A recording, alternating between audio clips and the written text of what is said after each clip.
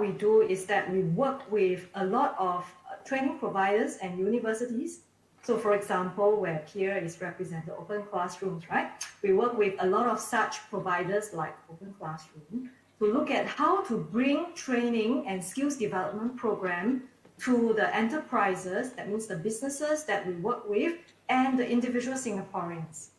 And then at the same time, we also work with different policymakers, ministries of manpower, of trade and industry, etc., to identify future skills. When the industry transforms, what are the kinds of skills and training programs that we have to coordinate and put in place so that we ensure our workforce stays competitive. So definitely one of the core areas is to promote a culture and a whole system of lifelong learning ingrained to all the citizens, to all the businesses, and we encourage everyone to continue to pursue skills mastery. So that's in a nutshell, the Skills Future Singapore vision and mission. And so we have been working very closely with the industry, especially during this COVID season, and I can surely talk more about that later. Thanks, Alvaro. Thank you, Xiangsen. Por tratar también de daros la perspectiva de lo que he podido conocer Skills Future de primera mano gracias a Xiangsen, el rol que el gobierno de Singapur tiene en la creación de iniciativas que no solo sean públicas, sino que aglutinen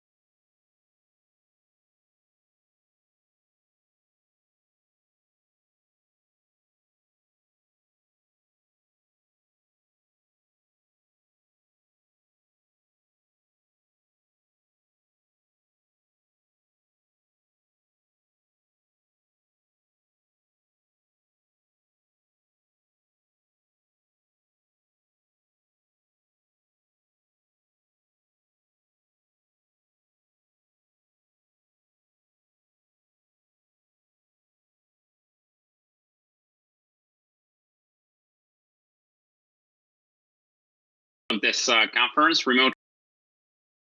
My name is Pierre. I'm one of the two co-founders and the CEO of Open Classrooms. Started Open Classrooms 7 years ago as a mission-driven company, and our mission is to make education accessible. So we're a startup company. We became actually the very first fully online college in France with degree accreditation. So it means that we create and we offer degree programs from the associate to bachelor's and master's level in a fully online manner. The programs are competency-based, project-driven, with one-on-one mentorship via video conference, and you get a degree, but also career coaching, meaning our outcomes are really career-oriented. So we want to train you on tomorrow's skills, tomorrow's jobs. So mostly we started on tech and digital-related jobs like software engineering, data, AI, or digital marketing.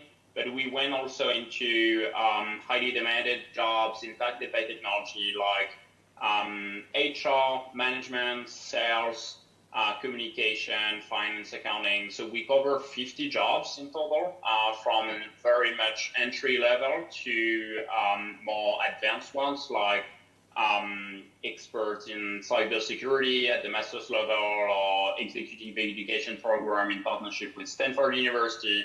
So in total, we train about 2 to 3 million students a month in 140 different countries. And our business model is a mix of B2C and B2B, meaning we sell directly to students. So courses are for free and degree programs are paid for. But now, actually, most of our revenue comes from employers. as our outcomes for students are really related to getting a job, either for young people getting their first job or for job seekers to reskill and find a new job, or for employees to fast-track their career or switch careers. We work very closely with more than 600 employers, large companies like Amazon, Facebook, PwC, or AXA. And we basically provide them with 3 different types of products, employers, I mean. So it's about upskilling their employees, it's about reskilling their employees, and it's about hiring new employees through apprenticeship.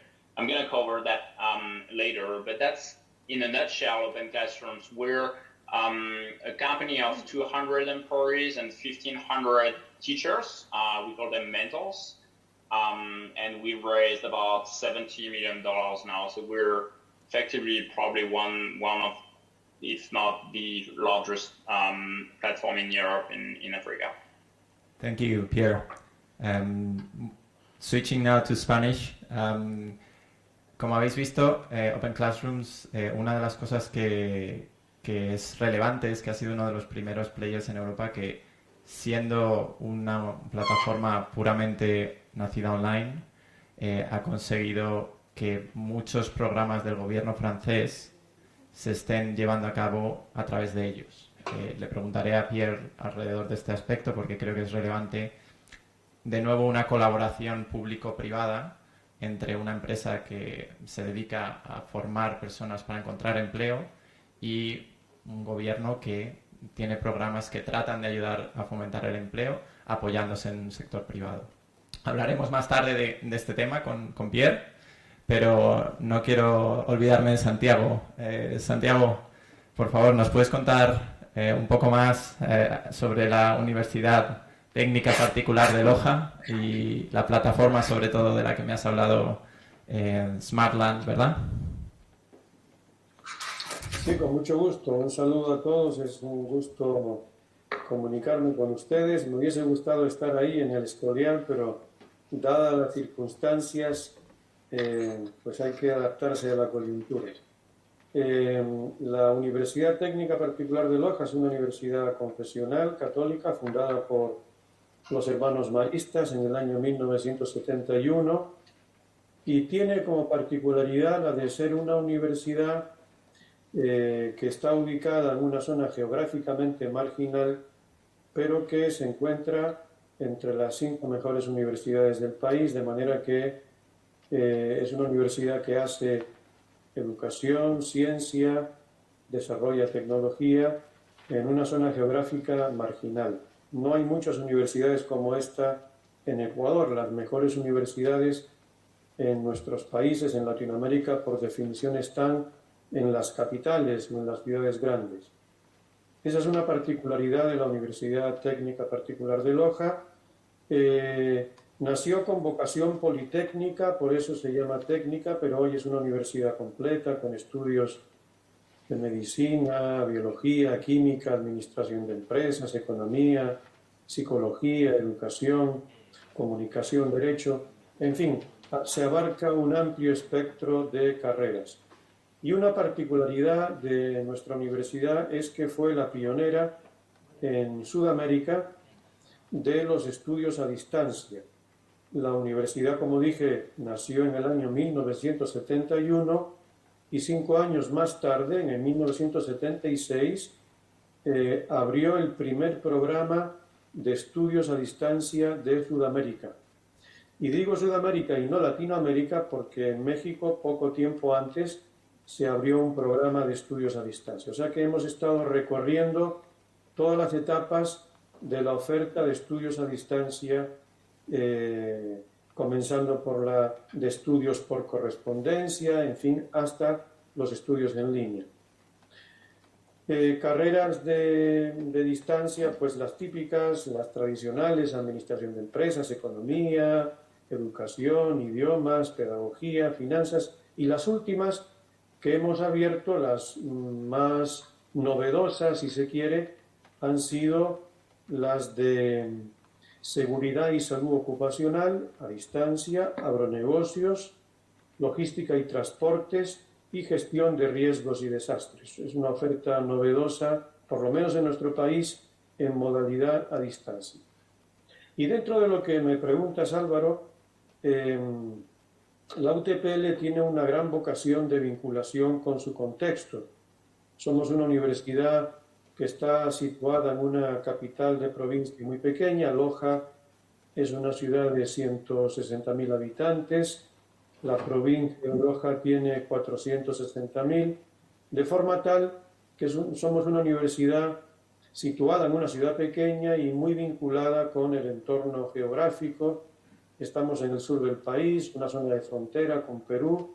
La frontera no queda muy lejos de la ciudad de Loja. Y hemos hecho del vínculo con el entorno, con el contexto geográfico, una de las actividades más importantes de la universidad. Y un programa que ocupa un lugar prioritario para nosotros en la vinculación con el entorno es el programa de territorios inteligentes que llamamos Smart Land. ¿Qué es Smart Land? Por un lado, es una plataforma en la que se cargan datos e información relativos al territorio en distintos dominios, distintos ámbitos: vivienda, turismo, desarrollo económico, salud, tráfico, clima.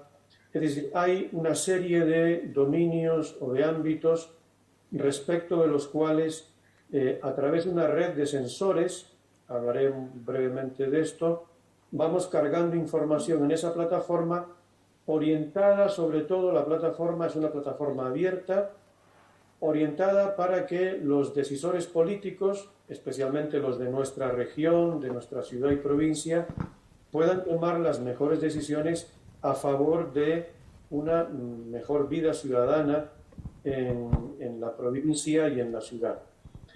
Y también para que los ciudadanos puedan conocer datos que son pertinentes para su vida y puedan organizarse y puedan plantearse iniciativas para una mejor vida dentro del contexto de territorios inteligentes, ciudades inteligentes. Loja es una ciudad que está participando en programas de ciudades intermedias. Se trata de dinamizar con el apoyo de la tecnología, el aporte de la ciencia, de los datos, la información, el vínculo con la sociedad, dinamizar nuestro territorio, nuestra ciudad y sobre todo ofrecer información y datos para que los decisores políticos puedan tomar las mejores decisiones para una vida más digna y más completa, integral de los ciudadanos. Muchas gracias. Esto es un avance que te puedo dar. Si luego hay interés, puedo especificar algo más. Luego profundizaremos. Me voy a levantar porque es la hora de después de comer y estamos todos que necesitamos un poco más de interactividad, ¿no? I'm going back to you guys, Pierre and Changsen. I'm not gonna just turn around, but I'm gonna try to summarize why you're here in Spanish, and I'll be back to you. El motivo por el que tenemos estos tres ejemplos aquí hoy es porque nos gustaría reflexionar sobre cómo distintas partes del mundo están reaccionando a la situación que tenemos ahora mismo, y nos gustaría que os llevarais tres ejemplos distintos de colaboraciones entre distintos actores de un mismo país, que es algo que no hemos tocado en la sesión de la mañana, pero que creemos, o desde luego desde mi punto de vista, que es muy relevante. En el caso de Singapur va a hablar Xianzhen de un proyecto desarrollado desde el gobierno con el sector privado. Pierre hablará de una iniciativa también del sector privado, cómo la están implementando con el gobierno, y por último Santiago también nos va a hablar de esta plataforma abierta que pone datos a disposición de la sociedad. Empezamos con mis preguntas, pero luego me gustaría que las preguntas fueran vuestras, porque creo que hoy estamos aquí para que vosotros os llevéis la información y las experiencias que queráis. Entonces, yo voy a hacer una primera pregunta a cada uno y después espero vuestras preguntas para el panel. I'm going to start, Xianzhen. to ask you about something that I discovered in my trip to Singapore that really surprised me, because Singapore has a tech startup inside the government, right? It's called GovTech. Yes. And then there are certain products that the Singaporean government develops for its society. And I would like you to talk us about some of those collaborations between the government using technology to provide services to the citizens. I am particularly interested in the Open Search initiative because it's pretty relevant for the audience today. But yeah, I would love to know more about what's going on in Singapore on that front and what's your contribution to that front. Okay, Pierre, thanks so much for speaking so well. Sorry, not Pierre, I mean Alvaro. Thank you so much for speaking so well of the Singapore government's work. And it's true that we are very coordinated in all our efforts, and we have placed a lot of emphasis on leveraging technologies to ensure that different segments of our society and population benefit. Yeah, so you talked about Open Search earlier, and that's a blockchain technology that has been used where all of us, when we go through certain types of training and get certification, because of the blockchain technologies, these certifications and qualifications are then captured and stored in a central repository. And there have been ongoing trials with our institutes of higher learning in applying this Open Search blockchain technologies as well. So maybe I talk about something a little bit more lighthearted in one of the works that GovTech has done that has benefited all of us Singaporeans here. That's during this COVID period and where we need to contact trace, right? So in the event that someone gets infected with the COVID virus and they have been to a certain place, contact tracing is now quite the norm. So there have been a lot of developments on how to ensure contact trace. So there are like names like Trace Together, SG United Tracing, Contact Tracing, etc., etc. So basically, these are products that have been developed that would benefit citizens as a whole. So if we are talking about, with regards to education, we are also working very closely with GovTech and the team of engineers and data scientists to understand the fast-changing economy, the transformation in the industry, the jobs, and thereby the skills that are required. So when we look at some of these macro trends, and we try to look at job advertisements and the kinds of skills that are required, how do we then use AI, work with a team of data scientists, how jobs and skills, big data, to quickly signpost and let our training institutions know these are the skills that are required by the industry, by the employers. And therefore, we need to foresee that there is a training demand for such skills to quickly fill up the jobs. And then this effort is also very important because it impacts the individual. If right now I am unfortunately displaced or and I seek to look at a retraining opportunity, I need to know that the jobs and skills that the skills that I have acquired will land me into a possible job. And because of the COVID situation and because of the fast-changing economic transformation, we work with GovTech very closely. We are working with their AI team, the scientist team, to understand how to better leverage jobs data and the skills data so that schools, universities can effectively make decisions on curriculum and types of programs to enroll. So I thought I shared something more lighthearted and something relating to education. Thanks, Alvaro. Any question? Thank you, Xiangsen. Just in case for those who are here with computers, this is the, sorry, it's not showing very clearly. It's opensearch.io. You can check the website of what the Singaporean government has generated, where anyone with a degree from a Singaporean university can go there and can verify the credential that they have earned in a Singaporean university using blockchain technology is very interesting project to keep track in terms of the certification, that I think it's something that we are going to talk about tomorrow too. Pierre, thank you, Xiangxian. Pierre, I am amazed about the progress of open classrooms in France.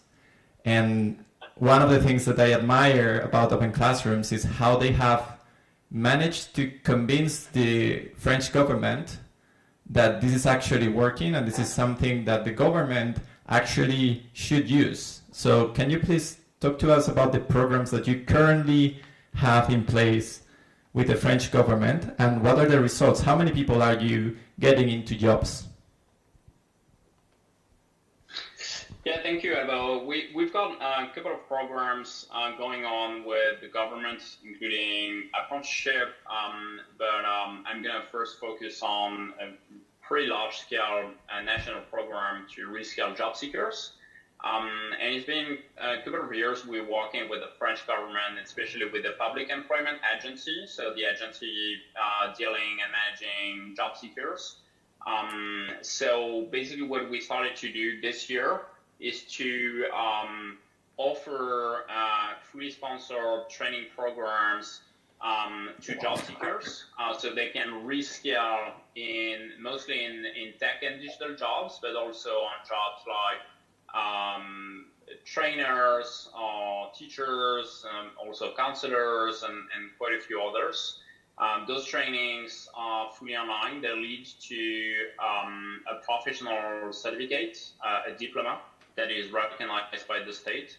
It's fully sponsored by the Public Employment Agency, the training costs, but also the unemployment benefits that job seekers get during the training program. The programs last for 6 to 12 months. And it's been actually the first time that the French state sponsors fully online training programs. So far it was only in person. And they offer, just generally speaking, they offer between 500,000 to 1 million training programs a year to job seekers, so it's quite significant. But now they started to move online, and it was kind of a slow process, obviously. But the COVID situation accelerated this. So last year they launched a public bidding process. We won this process on several tranches, including the jobs on like tech and digital skills.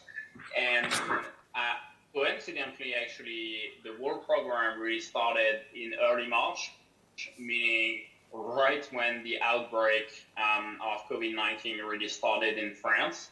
And it means that every training provider, every college, every school was closed due to the lockdown and the confinement. And that really accelerated massively the program. So we were able to launch this national initiative that was relayed by the government, by the Minister of Labor, and by all the network of public employment agencies in just like literally 7 days, which is kind of mind-blowing for a public administration if you know anything about the French bureaucracy. And from there, actually, in just 2 or 3 months, we received more than 10,000 applications. We've got more than 1,000 job seekers being currently trained. It's going to scale to thousands actually very soon. They were actually surprised by the readiness of job seekers to be trained online. The flexibility that online education offers was something really key to like the interest of the job seekers, and they actually confessed that even outside of COVID, they thought it would have worked way better than what they expected.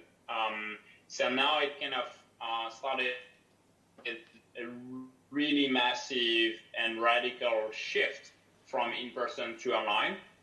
Just to give you an idea, the total program was a budget of 70 million euros for 3 years. That was the national budget for the state. And they burned through this budget in just 3 months. instead of 3 years. So it gives you kind of an idea of the interest of job seekers. And now they think a quite significant chunk of the in-person market to train job seekers will move online.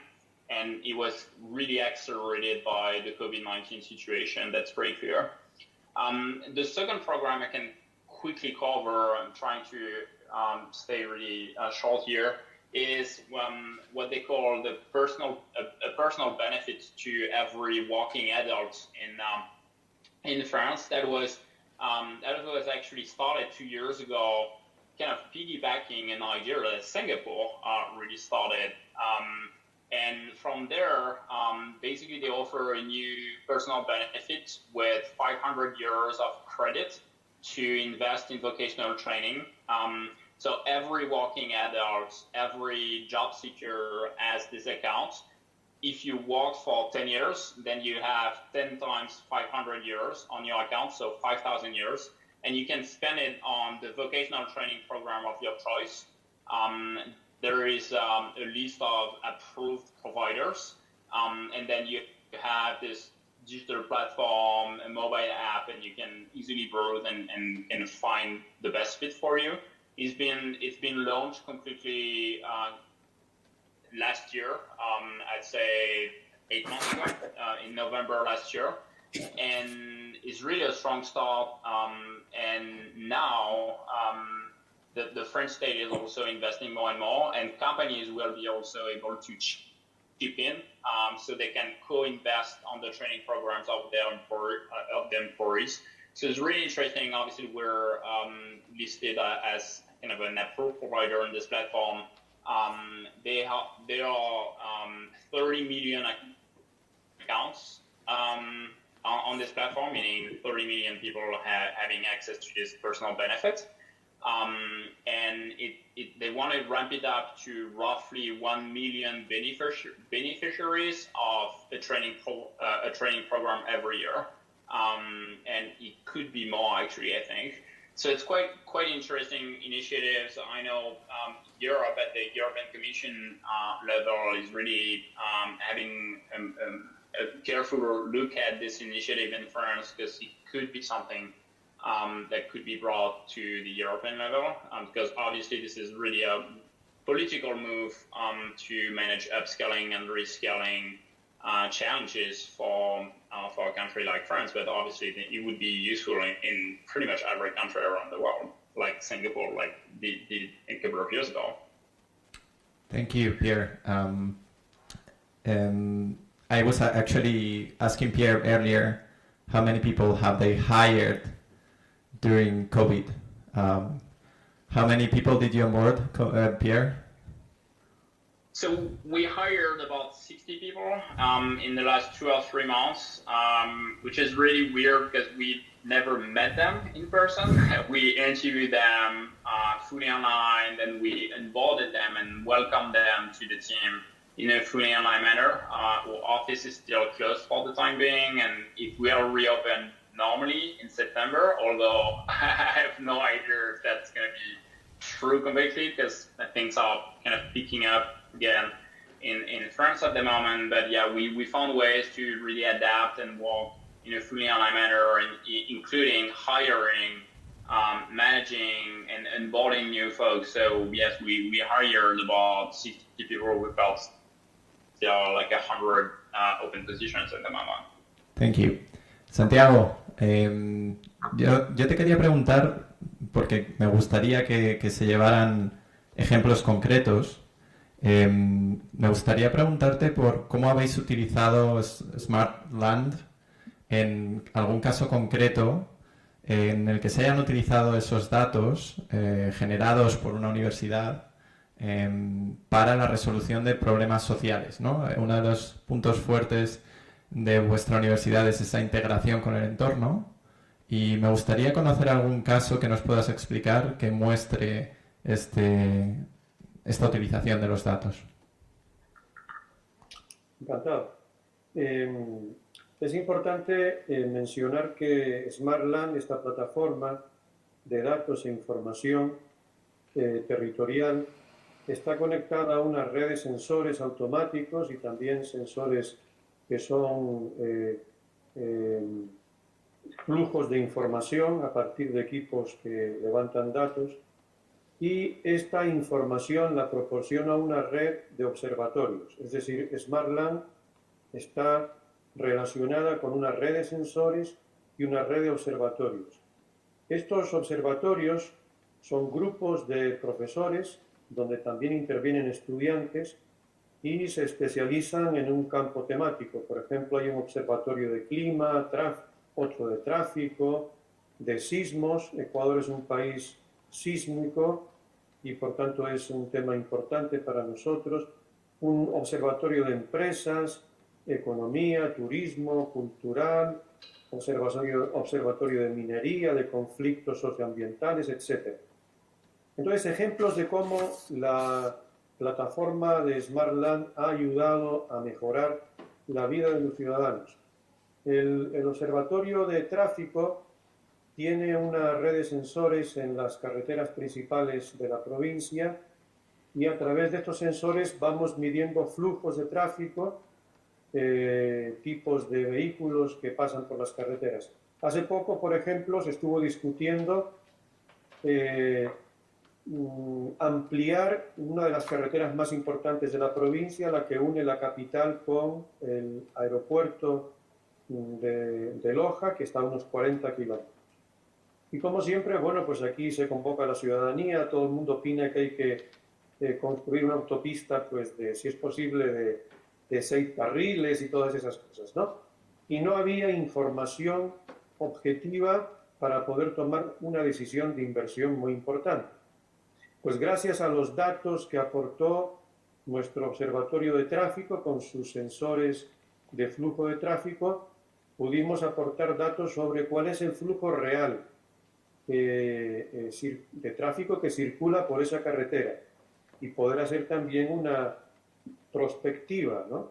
Y en función de eso se pudo decidir el tipo de inversión que se iba, el tipo de autopista y el tipo de inversión que se iba a hacer en esta carretera. Eso es un ejemplo. Otro ejemplo, quizá más importante porque comporta vidas humanas, es que el año pasado se desató una serie de incendios forestales en la provincia y la gobernación comenzó a organizar las brigadas contra incendios y los grupos de bomberos para poder luchar contra estos incendios. Sin embargo, uno de los grandes problemas que tuvo o que tenía la gobernación es que no tenían planos detallados y actualizados del interior de la provincia.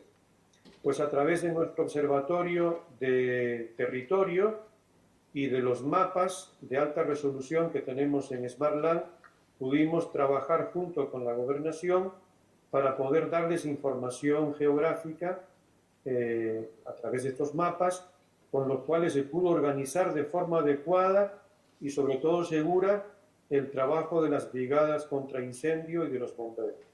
Este es un segundo ejemplo. Y un tercer ejemplo, en este tiempo de pandemia, hemos trabajado también con las autoridades locales para, a través de la plataforma SmartLand, levantar una página web con información en tiempo real de los casos de contagio geolocalizados en la provincia, de forma que se pueden hacer estrategias de combate contra el coronavirus, cercos epidemiológicos, y sobre todo la población puede tener información fidedigna, confiable, en tiempo real, sobre el estado de la pandemia en la ciudad y en la provincia.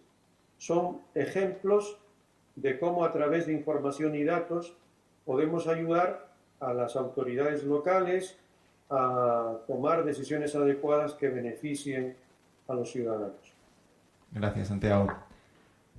Bueno, ahora voy a abrir turno de preguntas, comentarios, en inglés o en español, dependiendo de quién sea. Si hace falta traducir, traduzco.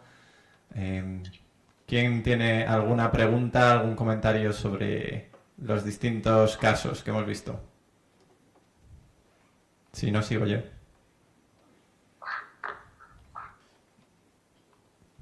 ¿Nada? Okay, I'm gonna then ask a question to all of you, because until now I was asking individually, but I'm curious to know, now that we are talking about what happens after COVID-19, I'm interested in knowing what's the perspective that you have from where you are about the situation and the opportunities at the educational level in higher education for your region. So in Singapore, here, Pierre, I would like you to talk a little bit about the perspective of Europe, and Santiago about Latin America. So Shansen, would you mind starting? Did you say me? Yes. Okay, yeah. Thanks. I will start to share a little bit. In fact, I would like to build on Pierre's earlier point on the benefits that were given to the individuals, right? So you talked about the credit, and I'm bringing this point because it will then lead into how we look at higher education and training. So in Singapore, 2015, we rolled out $500 credit to encourage individuals to continuously learn, and you can use the credit to apply for training programs, whether they are online courses or they are face-to-face physical programs. So this year, slightly just before COVID impacted all of us, there was a top-up of another $500 in credit to all Singaporeans aged 25 years and above. And so now this second top-up tranche allows you to then accumulatively you have $1,000, right? You can go for more training and programs. But there is a greater emphasis now in Singapore, especially with COVID, on the mid-careers, people who are aged between 40 to 49 to 59 and above. We realized from retrenchment numbers that the mid-career professionals are most badly impacted. That means they are more likely to be retrenched or displaced. And so there is another effort to give them another $500 credit. So anyone who's now 40 years and above, in total will have $1,500 in credit to pursue learning and to learn a new skill. And this is very because especially when the impact of COVID results in retrenchment, recession, then in Singapore, we really need to focus our effort to help those most badly impacted. So then Alvaro, your question is then what do we see in terms of higher education as a result of post-COVID, right? I'd like to draw the point on higher education and lifelong learning, continuing education and training, to the fact that whatever training programs that we encourage people to do must eventually lead to a better job or a career or a pathway for them to land a job.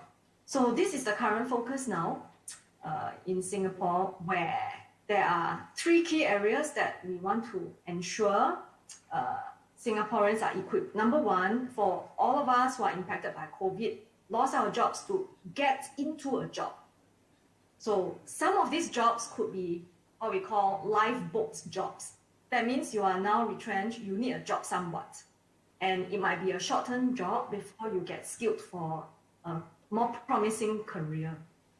Number two, if you still cannot find a job, then it will be a very deliberate effort to put you into what we call traineeships. So these are not jobs per se, but we have companies who have come on board to offer traineeships where they take in individuals, even our fresh graduates, and put them onto a program anywhere between 6 months to 1 year, where they can learn on the job, learn new skills, and there is a wage given to them as well. But this is not yet a true job. But the idea is that they continue to be economically productive. They can also learn new skills while they are on traineeships. I actually... Number two. And number three, if there is no job, no traineeship, then we are pushing for training. That means skills development. So this this is the part where Alvaro, you previously asked me about the jobs and skills package, right? So you can see the focus is jobs, traineeships, and then skills. And on this bit of skills upgrading development, we are working very, very closely with all our institutes of higher learning. We are working very closely with all our private training providers to push out programs and targeted at skills that will land a job.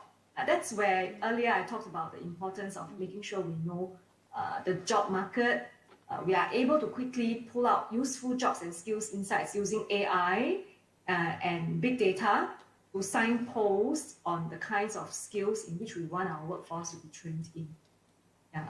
So I pause here for a bit, because I talked about the extra credit that has been given to empower individuals to take on training.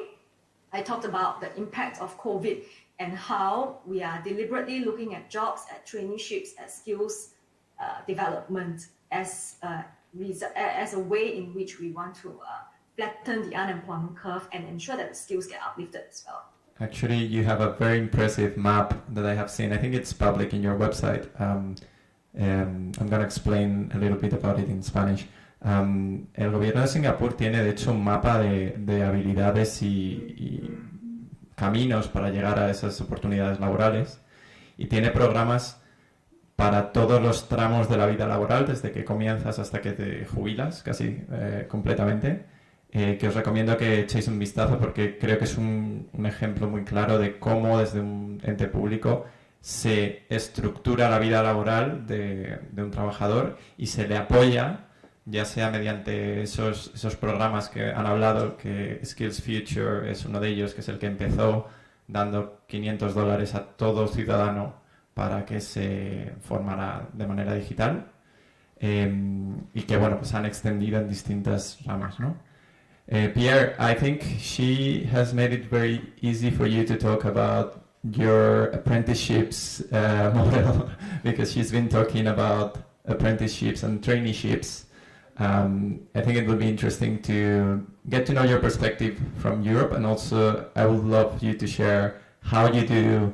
For example, I think Open Classroom has a partnership with Microsoft, I think it is, where you have to train 10,000 people for AI professions. Is it right? Yes. So yeah, apprenticeship is really an interesting type of programs. Basically, the principle behind apprenticeship is to train students on employers' needs. So we start with mapping the skills and the jobs in high demand. We talk to employers, and they define what they need in terms of jobs, in terms of competencies, in terms of volumes. Then we identify candidates that are not data scientists, for example, yet, but who have the potential to get there. So we pre-qualify them, and they're going to be interviewed by the company. The principle is that they're going to be hired from day one of the training program. Then it's a walk and study program in which they're going to walk usually for 4 days a week and be trained on Open Classrooms for 1 day a week. It lasts for 1 to 2 years. It leads to a degree, and it's very flexible, as you can start all year round, and you can be flexible in the schedule between working hours and training hours. And basically, you're interviewed as a student. You're interviewed by the employer. Once you're hired from day one of the training program. So it's not like you're being trained. You graduate, then you try and find a job. You do have a job from day one. You have a work contract. You have a salary, and your tuition fees will be covered by the employer. So it's really a win-win situation for the student, obviously, because the student will have a work contract, a salary, tuition fees covered, and a degree. It's also more interesting to learn for students and apply the new learnings into their jobs in parallel. And for the employer, it's a way to build their talent pipeline exactly the way they need it. And we've seen also that the turnover rate of apprentices is lower because the employer really invested in their new employees, and employees tend to be more loyal to the company this way. So we started this online apprenticeship program 3 years ago. Online apprenticeship because the training part is online.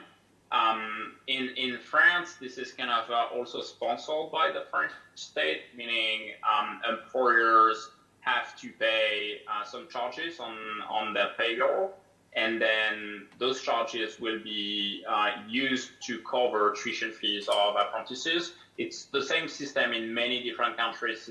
It's a system of apprenticeship levy in the UK. There is a similar system in Germany, in Switzerland, and many countries. And we basically made it compliant to this program. We've got 1,500 apprentices at the moment, and it varies from the 50 jobs I covered earlier, so digital jobs, but also other types of jobs.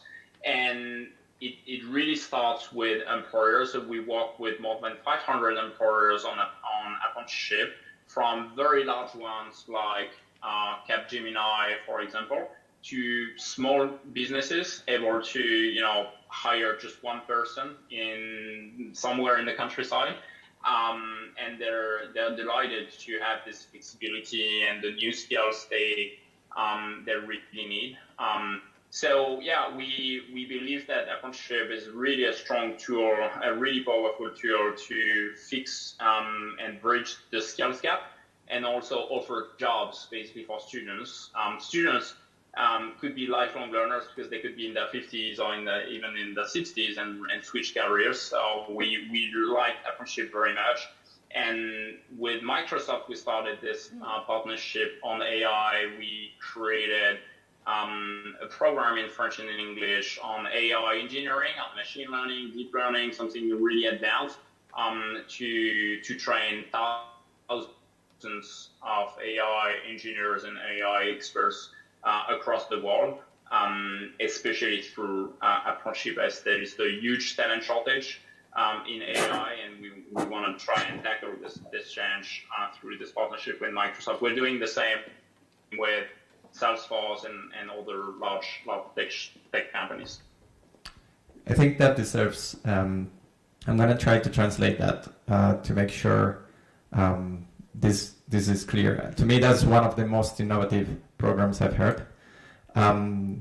Básicamente, Open Classrooms lo que hace con el modelo de apprenticeships es que tú no estudias una carrera y después tratas de encontrar trabajo, sino que lo que hacen es que primero se han ido a empresas que necesitan determinado tipo de competencias, de habilidades, crean un programa basado en esas competencias y habilidades y que incorpora proyectos. Después lo que consiguen es candidatos que, sin ser todavía data scientists o ingenieros de machine learning, tienen potencial de conseguir serlo. Y desde el primer día, si te seleccionan, estás trabajando para esa empresa a la vez que estás estudiando durante 2 años. Y al terminar esos 2 años, tienes un título oficial y, obviamente, es mucho más fácil que esa empresa te contrate porque has estado 2 años ya trabajando para ellos.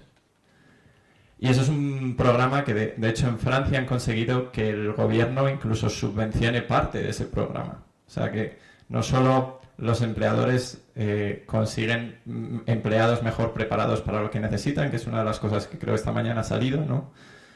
Sino que el gobierno también se asegura de que está formando para mucho mayor potencial de empleo. Thank you very much, Pierre. Santiago, nos gustaría también conocer la perspectiva de Latinoamérica, Iberoamérica. ¿Cómo crees que va a evolucionar a raíz de toda esta crisis? ¿Hacia dónde crees que van a ir las cosas desde tu perspectiva? Bueno, en Latinoamérica la educación está en un momento crítico, como dices, como en todo el mundo, pero se han producido, diríamos, antes de la crisis ya se ha producido un fenómeno en Latinoamérica que es nuevo, que es el de la concurrencia de una oferta de educación en línea, principalmente internacional, que no se adecua a los marcos normativos nacionales, pero que ha contribuido a que los organismos que dirigen la educación superior en los distintos países tomen conciencia de que es necesario flexibilizar la normativa sobre la oferta de educación, especialmente en educación a distancia. Las legislaciones nacionales en Latinoamérica son muy rígidas, hay un exceso de normativa, en algunos países como Ecuador hay una hiperregulación que hace muy difícil que en este contexto en el que la oferta de estudios a distancia, en línea, en educación superior, se ha liberalizado. Entonces, veo que ese fenómeno, unido al de la epidemia, en el que de manera forzada todas las universidades que ofrecen educación presencial han tenido que trasladar a los entornos virtuales las clases, y dentro de un tipo de educación que no es propiamente una educación a distancia o en línea, sino que muy adecuadamente se ha llamado por parte de la UNESCO educación remota de emergencia. Es un experimento forzoso que se ha hecho a contrapié, sin preparación por parte de las universidades que no tenían oferta de estudios a distancia, pero por lo menos ha ayudado a romper el tabú de que la modalidad en línea o a distancia no es una modalidad, es una modalidad marginal. Ahora se ha convertido en una modalidad central. Lo marginal es la educación presencial en el aula. Lo central ahora, por culpa de esta crisis sanitaria, es la educación en línea. Bajo esta versión de emergencia, que es la educación remota de emergencia, pero que indudablemente va a hacer que las universidades en Latinoamérica se piensen bien si no es el momento de romper barreras y de plantearse seriamente el entrar en la oferta más masiva de estudios a distancia. Concretamente en Ecuador es un país que está ahora en una crisis económica muy fuerte, con un gran endeudamiento público. Ecuador ve que la única manera de poder cubrir la demanda de educación superior es que las universidades públicas ofrezcan educación a distancia gratuita y que las propias universidades particulares, privadas, amplíen su oferta de estudios a distancia. Por tanto, yo veo que el futuro va a caminar por dos vías. Por un lado, el incremento de la oferta de estudios a distancia. Y por otro lado, la propia educación presencial, conforme la pandemia se supere, va a caminar hacia una educación híbrida, lo que en inglés se llama blended learning. Esta educación híbrida creo que es la mejor opción de las universidades presenciales porque es la única manera de poder capacitar a los estudiantes en competencias digitales y de potenciar las competencias informacionales. De forma tal que este es un momento crítico, pero que tiene que verse como una oportunidad para dar un cambio drástico en el enfoque de la educación superior en Latinoamérica y en el mundo entero. Gracias, Santiago. Tenemos dos preguntas, de hecho. ¿Hay alguna más? Tres preguntas.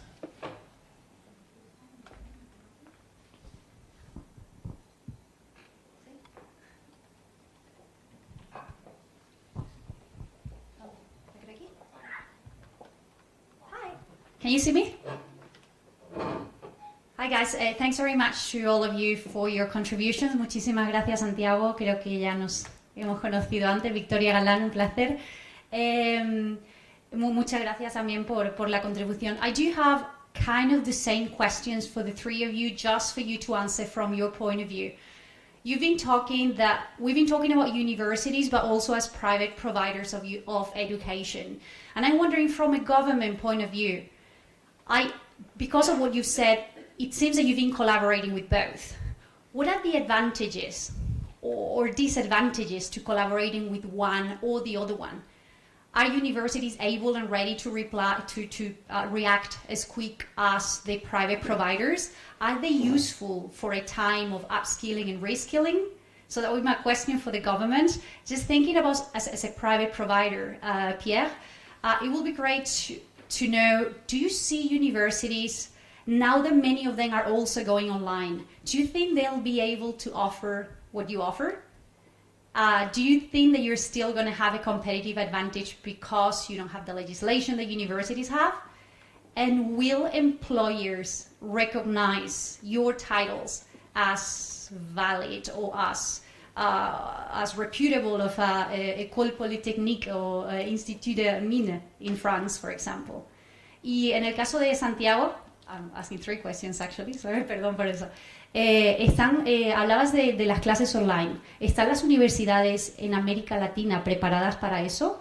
Nos consta que su universidad, sí, porque lo lleva haciendo mucho tiempo, pero ¿cree que esto es algo que pueden hacer las otras universidades? ¿O si tienen dificultades terminará en manos de proveedores privados? Gracias. So, Xianzhen? All right.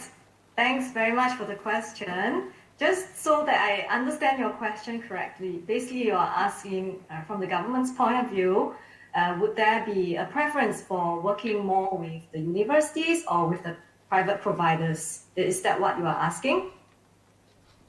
Yep. Okay. Yeah. So from Singapore's point of view, we work with both the universities as well as a whole group of training providers, because they can plug different gaps. And for the universities, traditionally, they look at providing undergraduate programs, right? And then it's usually the 4-year or 3-year programs. Maybe if you're in medicine, you're in architecture, your training will be longer. And then you become work ready and you step out into the economy. But in this whole space, there is also a transformation that's happening in Singapore. All our universities, all our autonomous universities now have also an arm called the lifelong learning arm or the continuing education and training arm.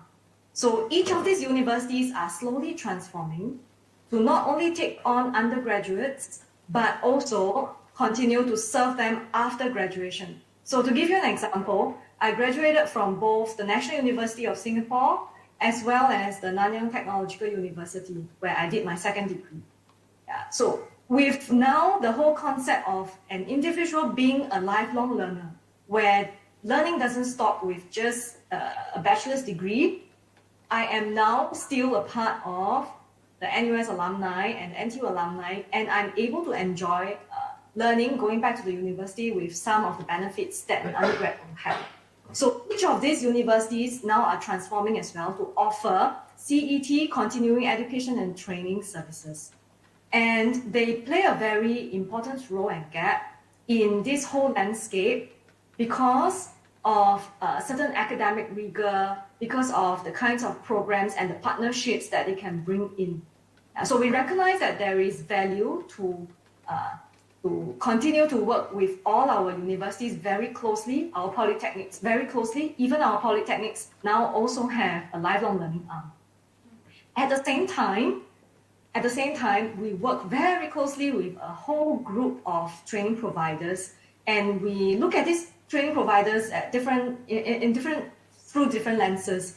So obviously, if you want to segmentize them, there will be some that totally offer online programs. So, the famous ones are like edX, Coursera, Udemy. Yeah. There are some hybrid ones that we work with as well, who offer a different part of the value chain, and they offer both an online program, apprenticeship program, very similar to open classrooms. They work with the industry to design bespoke programs to meet targeted job needs, like for AI and digital skills, and then put them into jobs. And so there are these kind of hybrid providers that we also work with.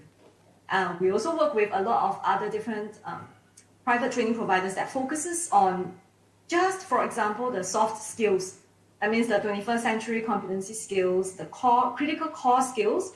How do you equip or inculcate in an individual skills like resilience, leadership, adaptability, agile thinking, problem solving, etc., etc. So in private provider space, there is room to engage them and to grow them, because sometimes we recognize that these private providers are able to sense the market even better than the traditional institutions. And that's because they are always very plugged in with what the industry needs and require. And so this is a very dynamic space.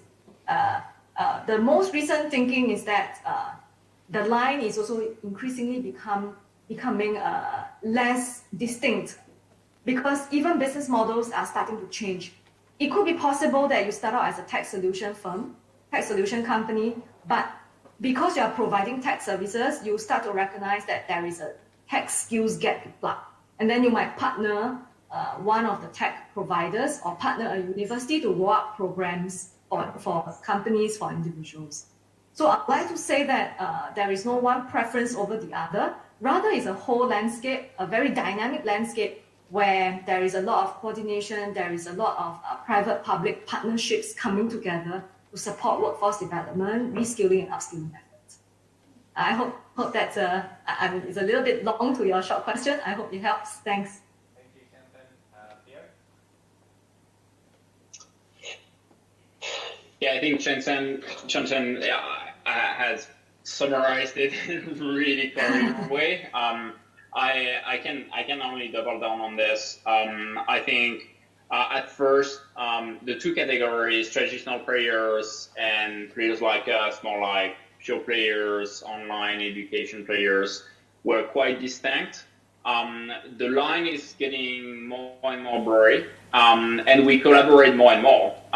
We do collaborate actually with École Polytechnique, with Sciences Po, and with some of the top colleges and universities in France. I mentioned also our partnership with Stanford University in the States and other major firms. So I don't think it's one or the other. I think we can help universities and colleges to move a bit faster towards online education. Obviously, we don't have the faculty, the brand, the same accreditation and things like that. But it's also moving. And for accreditation, for example, we became a college in France. And the regulation is also changing in the sense that it was not possible for us to become kind of a university in the past, fully online university in France. We're getting more and more towards this. So I think this is not what we want to do, in a sense like we're not a university and we will probably never be. But clearly the environment and the market and the regulation are changing. I'm a strong believer of partnerships all across the board, meaning between online players like us and universities, and also with tech companies or major players in the industry. I don't think we're going to replace École Polytechnique, for example, to talk about this very precise example. I think, to be honest, the market first is so large that there won't be like one single player. That's clear.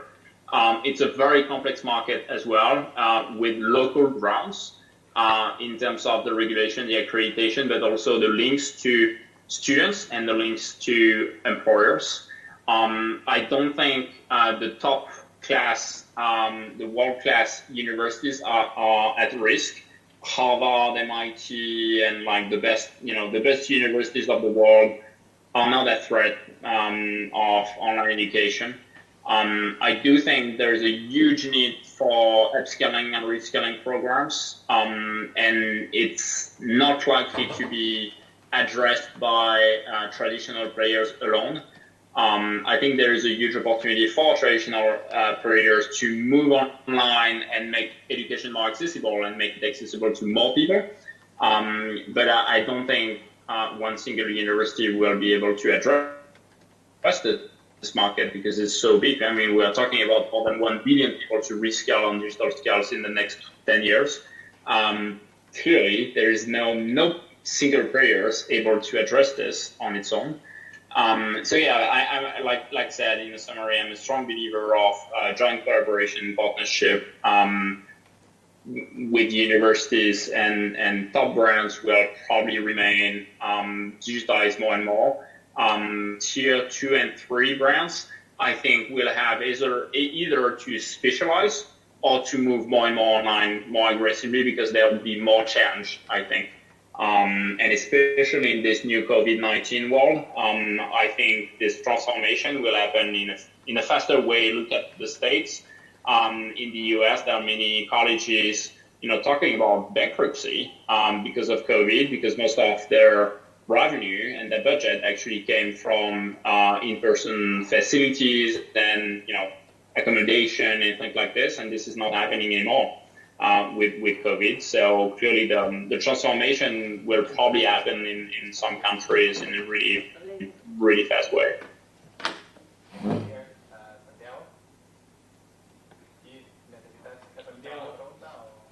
No, la tengo clara.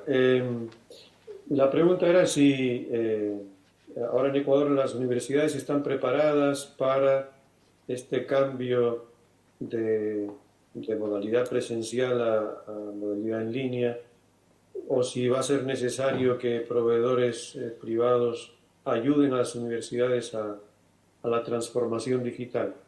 Bueno, en general, la mayor parte de las universidades no creo que esté preparada. Lo que han hecho es incorporar, sobre todo en el contexto de la epidemia, han incorporado tecnología.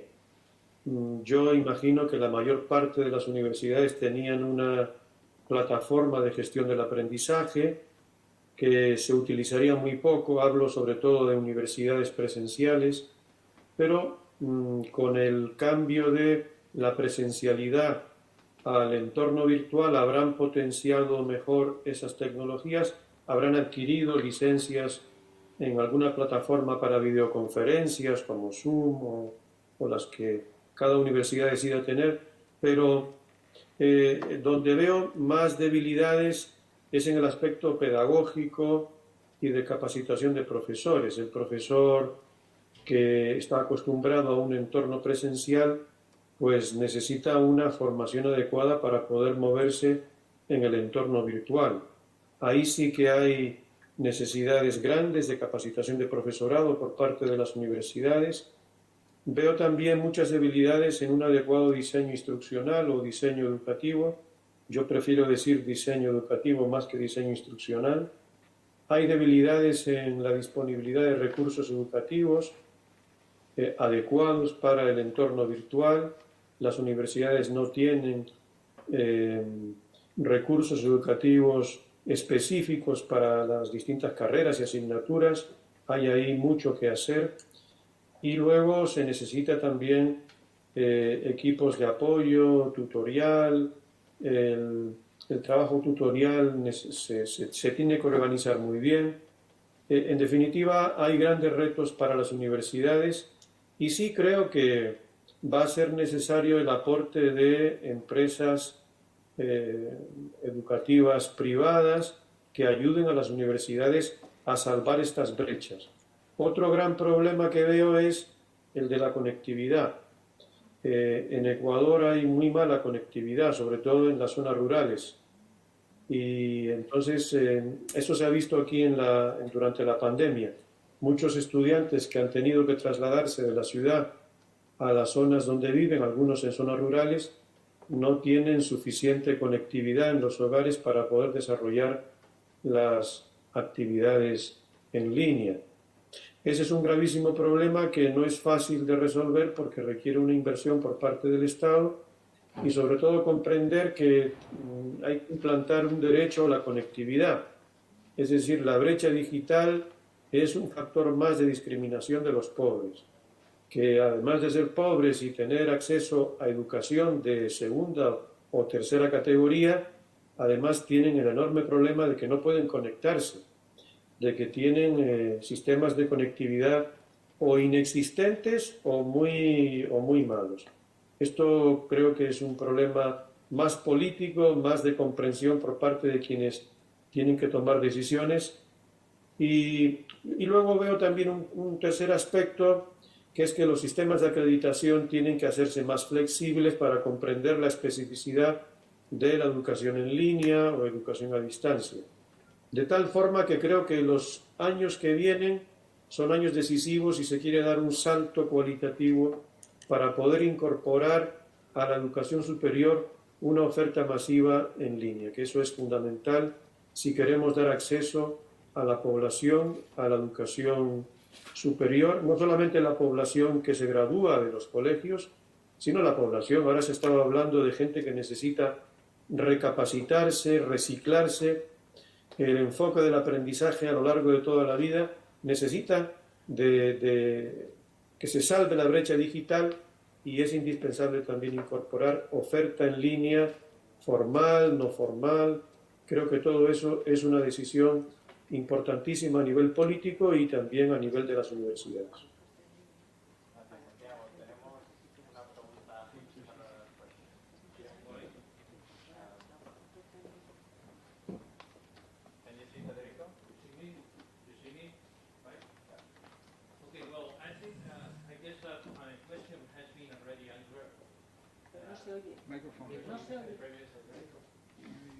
Okay, yeah, you hear me, right?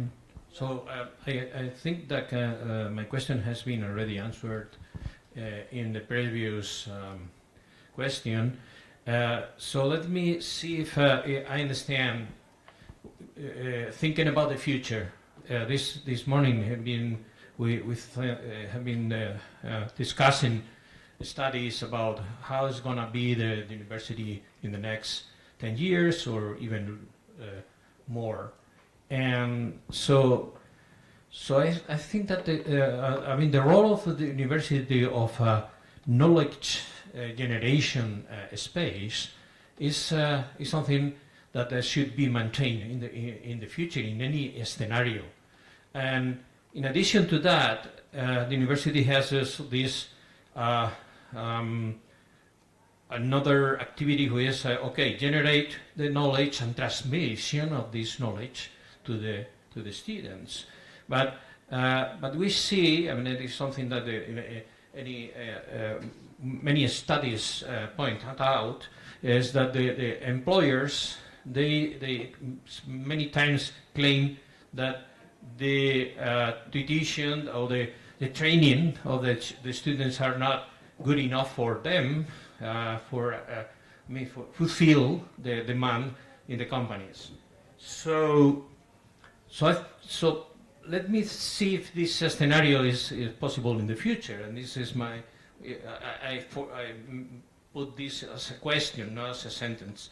So university in the future, the big universities, they generate knowledge because this is research, everything, the activity, the deep activity of the big universities, and then teaching duality, so teaching and transmission of this knowledge, and in addition, employment-oriented specific training. So maybe a mix of public and private. This is something that you mentioned, I guess, if I understood your previous answer, and maybe this could be the scenario. So I mean, your projects are private ones used by the government for fulfill a specific demand in the very specific technical areas, but think about it in big. So if you can integrate this in a big university with a kind of public, if the university is public, or private, if it is private, and your companies, your projects also integrated in this kind of model. So we have the model of we generate the knowledge, we transmit the knowledge, and in addition we have this specific training activity very focused to the market, to the job market. So maybe this, is something that is an open question. So, anyone wants to jump in on that one? If not, I'm gonna add a little bit more fire to your question, and I'm gonna spice things up a little bit. And I'm gonna go to the last question very soon. But to me, one of the questions that I have tried to imagine, and we have not talked about it. It's been talked earlier in the morning by by Miguel, when he was talking about Amazon, and how Amazon basically killed the small shop, let's say. What would happen if Google, Amazon, Facebook one day decides to generate an own degree of cloud computing, virtual reality, decides to allow people to register anywhere in the world, and it's actually free until you get a job? And what would happen then? What's the competitive situation that you will be as, Pierre, as open classrooms, Santiago as a university, because it's key, right? It's education is key for governments, it's key for countries. And what would happen if one of these big tech companies decides, hey, I want to go to education, I want that market too. I no longer want just to be a shop that delivers everywhere, but now I need a lot of people to be trained for my services. Why am I relying on third parties? So my question is, what about how would you compete? And I think this is a bit of a challenging question, but how would you compete with Google University or Amazon School?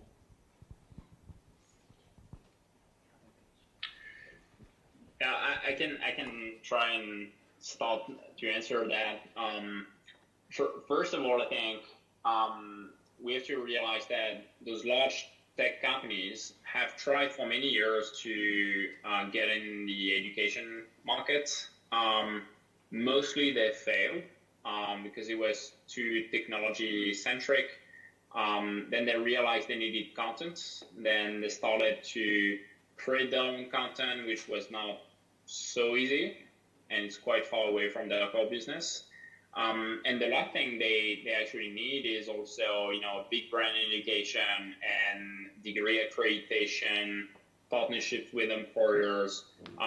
So this is something that they don't really master today. I think in many countries, for Google or Amazon to get a degree accreditation would be probably really hard.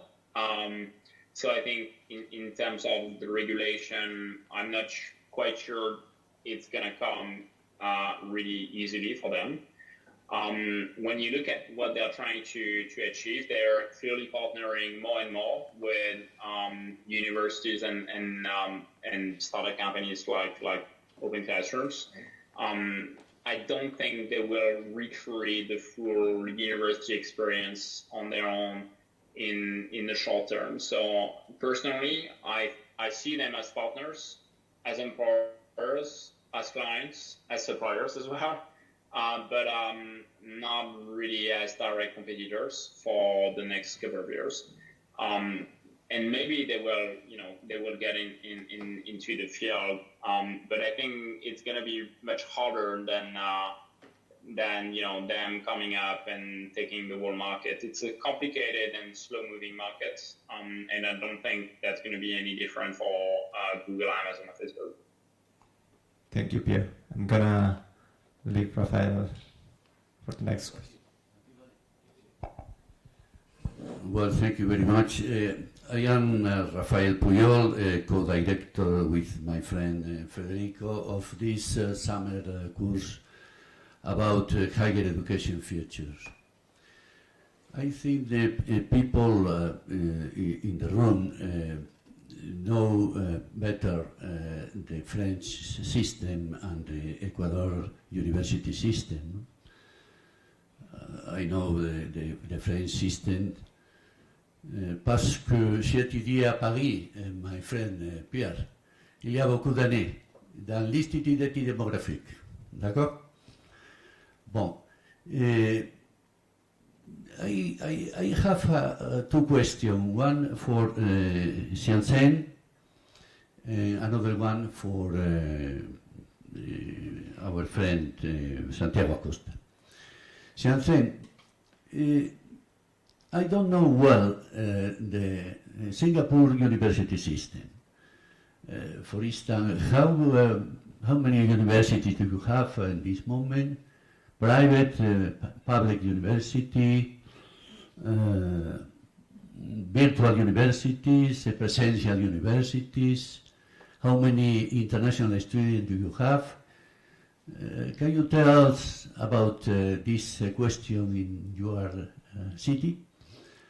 Para Santiago Acosta, yo le querría preguntar si este sistema de Smart Lands es financiado directamente por la universidad o recibís fondos de algún organismo estatal para mantenerlo. Es decir, ¿lo financiáis a vuestra costa, Santiago Acosta, o por el contrario recibís fondos públicos?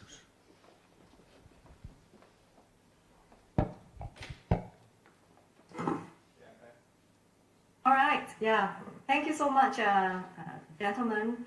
There are 6 autonomous universities in Singapore. Basically, they are independent and they can make their own decision. At this moment, I wouldn't be able to tell you how many private universities there are in Singapore, but obviously, there are the likes of Kaplan and many others that have come to set up shop in Singapore. And if you ask me about the percentage of how many students are enrolled in private universities and all that, offhand, I don't work in this university space, so I can't really give you the figures. But I am very sure, if you just do a search online, you will be able to look at the diversified landscape of even the private universities in Singapore. Yeah, but we do have 6 autonomous universities in Singapore that the Ministry of Education oversees. Yeah. I just thought that at this point, maybe I want to just share some thoughts with regards to the earlier gentleman's question on the universities being the body of knowledge and how they can continue to stay competitive even when there are also the big tech firms already being plugged into this space. So this is a very, very interesting discussion and question that we've had also locally, because we understand the nature of learning and education is also transforming. Yeah, and it's very vivid because as we consider education being an industry, if you look back to the 1800s, 900s, you start to see that actually the mode and the way education and knowledge and learning is happening remains very much didactic. So you have the lecturer, you have the trainer, then you have students sitting in a certain manner, right? And then they learn, and then there are exams, there are accreditation, certifications met out. But increasingly, even this mode of learning is changing because of technology and online. Yeah, so one of the key points that actually I like to agree with is that institutions and universities continue to be the body of knowledge where learning happens, where there's R&D and academic rigor, and that is the concept of a traditional university. However, the dynamism of how technology now democratizes learning will actually cause business model change. And if you couple that with aspirations of students, aspiration of younger generations, then that kind of model and thinking changes even more. Because our generations nowadays, the young people nowadays, beyond just coming to a school, a traditional university to learn, they are also able to learn via other mediums, other means. So learning is not just confined to, I go to school, I go to university, and learn. They can go to YouTube, they can sign up for a course, even free programs, they can attend a TED Talk, and they start to learn in different ways. So we are starting to see that the transformation has to happen somewhat and somehow, and encouraging such different ways of hybrid models of education delivery. And when we start to observe the tech giants entering into the education space, we actually think that it is a good sign. So there are or you have the likes of, let's say from China, Alibaba University, Tencent Academy, similar to the Googles, the Amazon, the FANGs in the western part of the world, the SAP universities, they are already becoming the norm. Yeah, so it will be then where these different bubbles of innovation and dynamism eventually start to be mainstreamed, and then an individual might then say, instead of me going to the National University of Singapore, if I can now get my learning in a very niche area, say with Alibaba University or with Huawei or with even Amazon, then the question is, why not? If employers will recognize me for my skill and I can still get a good job. Yeah, then certainly other things like accreditation, like the branding and the mindset change, all this has to happen.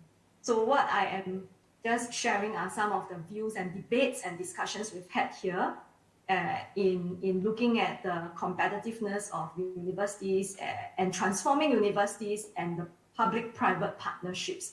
I think that it's a very exciting and dynamic space, and there is room for a lot of such collaboration and ideas. Yeah.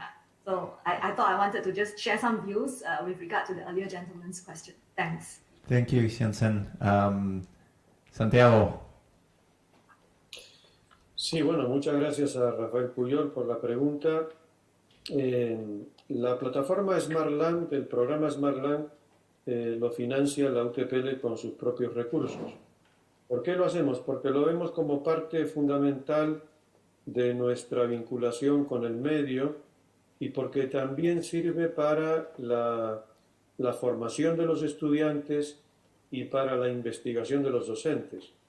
Mencionaba que en relación con esta plataforma, con este programa, hay una red de observatorios. Cada observatorio lo conforman un grupo de profesores que trabajan también con estudiantes. Entonces los estudiantes se vinculan a los proyectos de SmartLand, al trabajo de los observatorios, y de esta manera formamos a los estudiantes en algo que no podemos formarlo dentro de la impartición normal del currículo, del plan de la asignatura, que es en que conozca su realidad, que conozca los problemas del entorno, que se involucre en soluciones adecuadas a esos problemas, que adquiera conciencia de que si es un graduado en un país en desarrollo, de algún modo tiene que devolver a su país lo que ese país le ha dado, la oportunidad de ser una persona cualificada. No puede haber, creo yo, universidades que aspiren a ser exitosas en territorios deprimidos económica, social y humanamente. Entonces, la plataforma SmartLand y el programa SmartLand es parte crucial de la responsabilidad social de la UTPL y además con ella forma a los estudiantes, da oportunidades a los profesores, oportunidades a la hora de publicar porque toda esta fuente de información es valiosísima a la hora de poder plantear proyectos de investigación, elaborar artículos científicos. O sea, es un programa que tiene repercusiones muy ricas en las demás actividades de la universidad.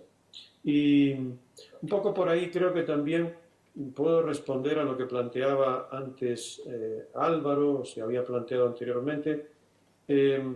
La educación que estas grandes corporaciones pueden ofrecer y pueden decidir en un momento dado ofrecer un grado en algo muy especializado, en inteligencia artificial, por ejemplo, En efecto, lo pueden hacer. Vivimos en un mundo en el que ya no hay barreras de espacio y de tiempo.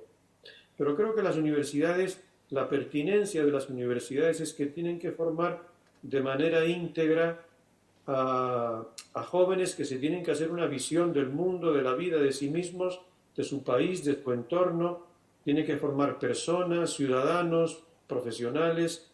Veo la tarea de la educación universitaria como una educación de fondo, que pone fundamentos, bases de visión del mundo, de visión del ser humano, una educación que tiene que formar en valores.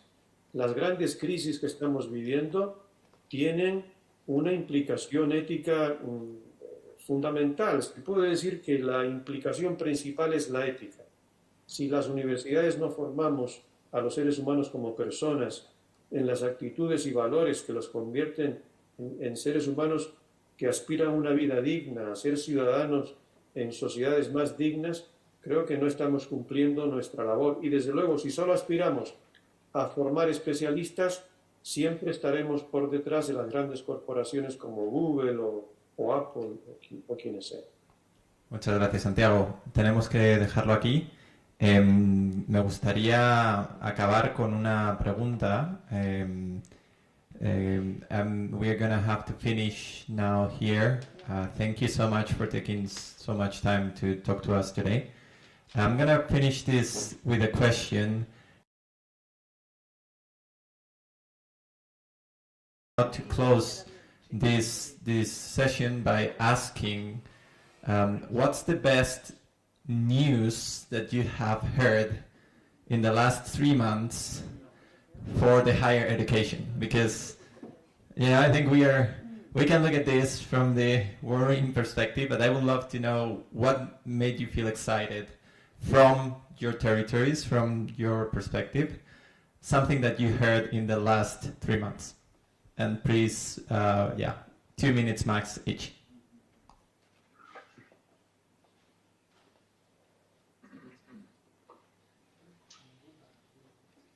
I can start if you like, Alvaro. I'd say more and more employers, like Amazon, we talked about them, operating large-scale reskilling programs. I think this is something pretty new. We're one of the providers working with Amazon to reskill their employees in the warehouses, the workers on the floor of those warehouses packing orders. They're being reskilled on jobs like software engineering or sales reps or project managers, so really higher levels of qualification, all sponsored by Amazon. Instead of displacing jobs because of automation, companies like Amazon, but many others, I'm thinking of, BNPP or PwC and many others, are really starting to take a stand to reskill employees and invest in what we could call an outskilling program, so reskilling and outpacing them instead of just laying them off basically with a low level of employability. I think this is something I'm very optimistic about. I think companies will have a higher, stronger responsibility to ensure the employability of the employees until the end, meaning more and more investments in reskilling. Thank you, Pierre. Xiangchen? Okay. Actually, your question is a really good one. The best news that I've heard for higher education and learning institutions would be that actually we are all empowered to transform. If you are thinking about what Pierre had just mentioned, for example, the investment into learning and education, it means that as leaders of universities, because now you are aware of possibilities and opportunities, it means that you can create better programs, embark on meaningful private-public partnerships with the industry, etc. Actually, what I really think is the transformation is the exciting part. If the universities can transform, can think about creative ways to make learning even more accessible the body of knowledge more applicable to the industry, then the potential and then the impact will be very, very tremendous. Yeah, thank you. Thank you, Xiangchen. Santiago? Bueno, además de Skills Future y Open Classroom, que me ha gustado muchísimo conocer más de cerca estas experiencias y voy a investigarlas un poquito más, me parecen excelentes y me alegro mucho de conocer virtualmente a Janssen y a Pierre. Además de estas experiencias extraordinarias, creo que me atrae mucho lo que está haciendo la EACTU, la Asociación Europea de Universidades de Enseñanza a Distancia, en el trabajo de crear un marco común para la Unión Europea de microcredenciales, de forma tal que las universidades puedan meterse en ese mercado, darles valor académico para que puedan llevar a títulos formales. Y también estoy muy interesado en algo que es un poco más antiguo, pero que creo que es de mucho interés para Latinoamérica, que es la creación del espacio común de educación superior de América Latina, Caribe y Unión Europea. Creo que eso es un gran proyecto en el que vale la pena trabajar. Pues muchísimas gracias a todos. Yo creo que se merecen un aplauso por estar 2 horas mirando a la pantalla. This is your audience. So, muchas gracias a todos. Thank you very much. And I think we are done for today. So enjoy your evening. Muchas gracias a todos.